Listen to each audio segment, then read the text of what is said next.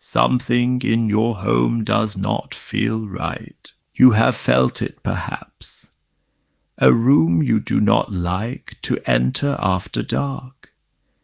A heaviness that settles over the house at a certain hour, that you cannot quite explain. A cold that the heating does not touch. A smell, faint and wrong, that comes and goes with no source you can find, and a quiet, uneasy question that rises in the back of your mind, that you would feel foolish saying aloud. Is something here? Come closer. Sit with me a while. My name is Brother Anselm, and I have kept to the old ways and the old books for longer than I care to count. A lifetime spent among the quiet places, and among the writings of those who dealt, far more directly than you or I ever will, with the darker things of this world. Tonight I want to speak carefully with you about your home, about the signs that the old exorcists and the long tradition of the church told people to take seriously. But before I tell you the 5 signs, I must give you a warning. And it is the most important thing I will say tonight, so do not let it pass you by. The tradition that I am about to share with you is, above all else, a tradition of discernment. And discernment means this: you do not leap to the darkest explanation first. You leap to it last. The old and wise exorcists, the truly holy ones, not the frightened and the foolish, were united on this point. They taught that the vast, overwhelming majority of strange things in a home have perfectly ordinary causes. A cold room is usually a draught. A bad smell is usually plumbing or damp or mold, or something dead in the walls, or a fault in the wiring. A noise in the night is usually the house itself, settling and breathing as all houses do. A feeling of dread is very often the mind and the body, and old grief and exhaustion. The church has never given anyone a checklist that proves a demon is in your house. Let me say that plainly, because a great many people online will tell you otherwise, and they are not being honest with you. There is no such list. Anyone who hands you 5 signs and tells you they are proof is selling you fear. And fear is the very thing the tradition warns against most of all. So hear me. What I am about to give you are not proofs. They are the things the old ones said to pay attention to, after you have ruled out every ordinary cause, and only when they come together and persist and carry with them a particular kind of darkness. Hold them gently. Do not let them frighten you.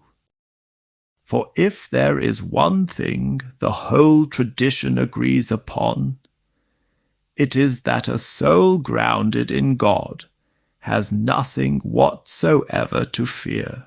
Now, let me tell you what they watched for. The first sign the old exorcists spoke of was a smell that does not belong.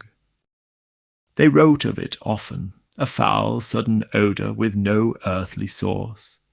Not the smell of drains, or of something spoiled, which can always be traced and found, but a stench that arrives from nowhere, fills a room, and then vanishes as suddenly as it came, leaving nothing behind to explain it.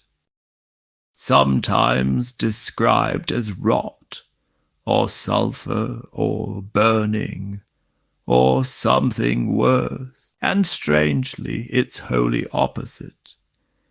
The old writers spoke also of a sweetness. The odour of sanctity, they called it, a scent of roses or incense near the relics of saints, where no flower and no incense was. But hear the discernment even here. Before you think of anything darker, you search. You check the pipes, the drains, the vents, the walls, the wiring. For a bad smell in a house is almost always a problem in the house. Only a smell that truly cannot be found, that comes and goes against all reason, and that arrives alongside other things, was ever thought to be more than a smell.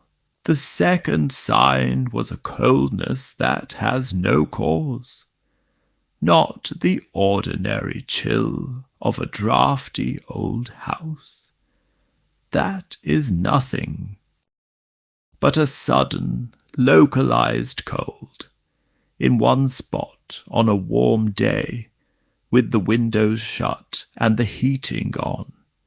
A cold that seems to gather in a particular corner or on a particular stair, and that people feel a reluctance to step into.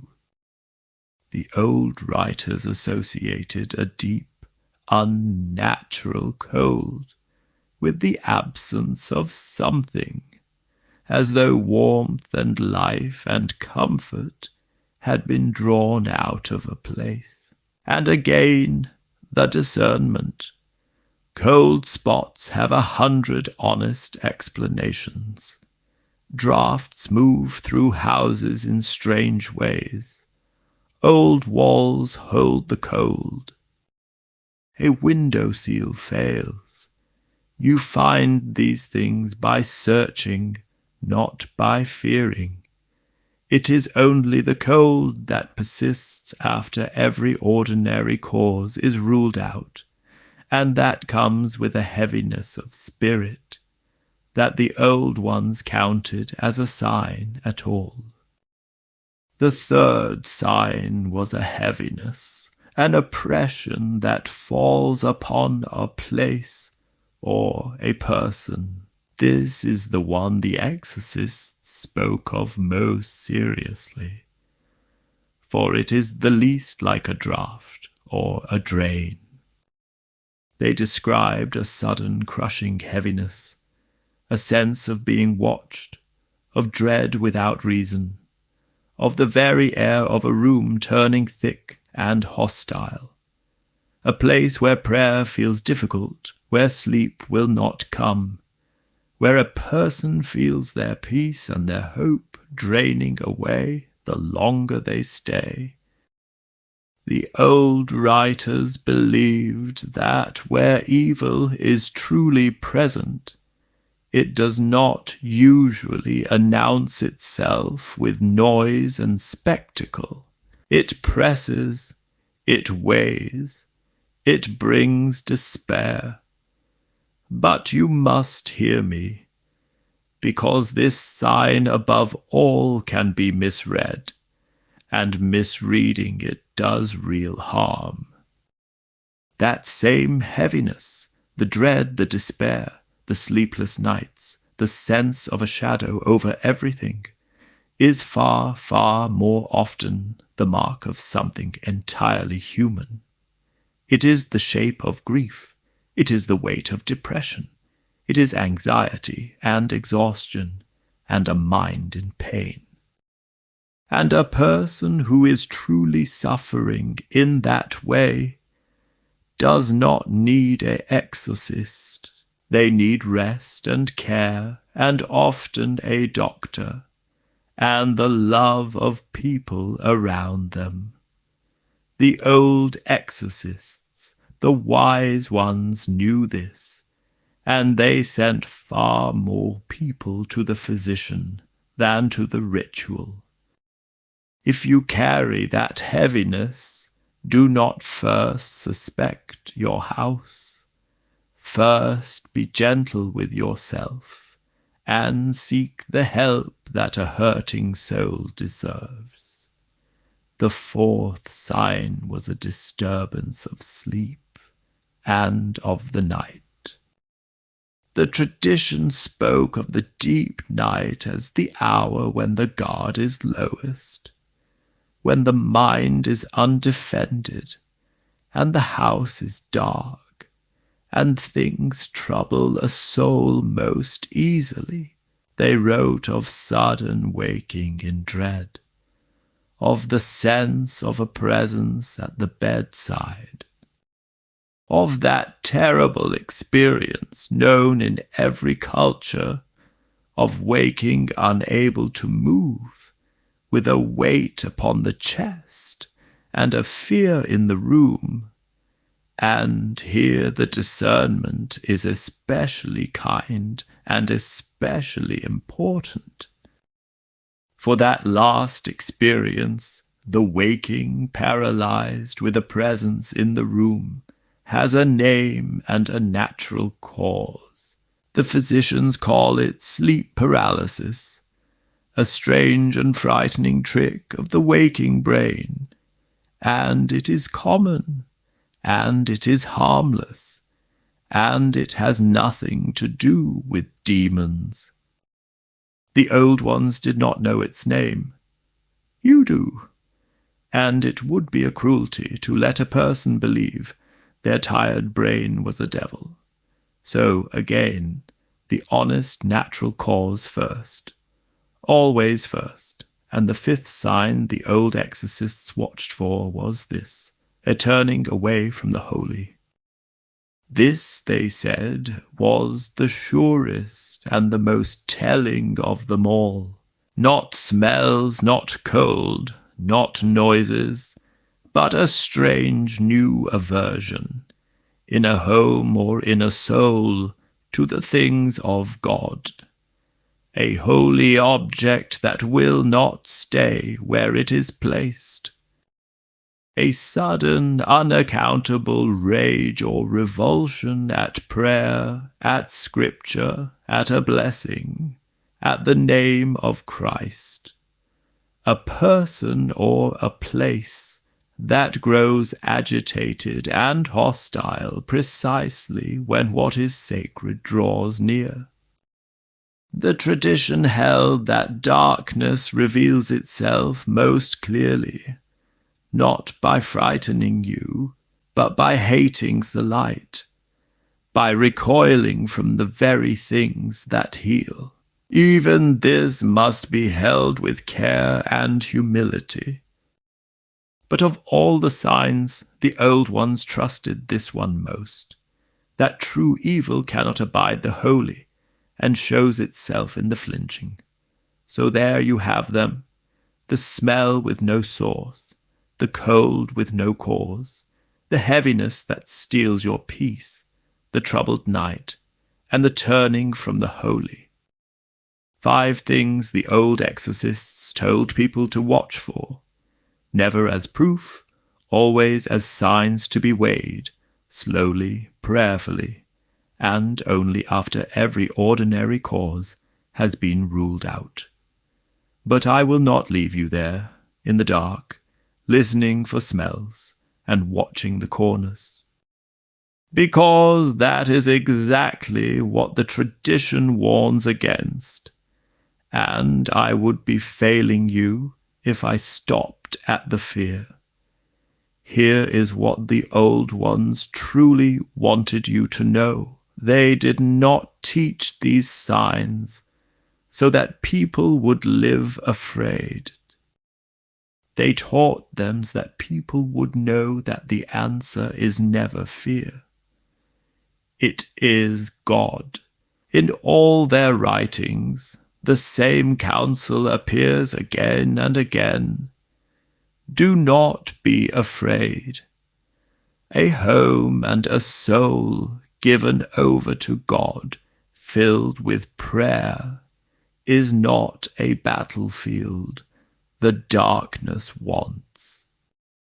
It is ground it cannot hold. So if your home feels wrong tonight, this is what the tradition would have you do, and in this order. First, search for the ordinary cause, honestly and thoroughly, for it is nearly always there.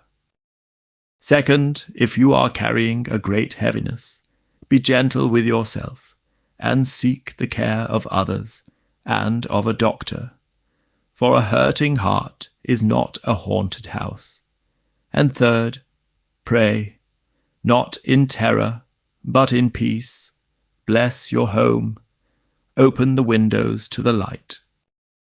Fill the rooms with the name of God, for the old exorcists, who had seen more darkness than you or I ever shall, believed with their whole hearts that the smallest, quietest prayer, offered in trust, is stronger than anything that walks in the night. Do not go hunting for demons. That was never the counsel. Go instead and fill your home with God, and let the darkness worry about you. I am Brother Anselm. Sleep well tonight, and do not be afraid. The light you carry is greater than any shadow that could ever fall across your door.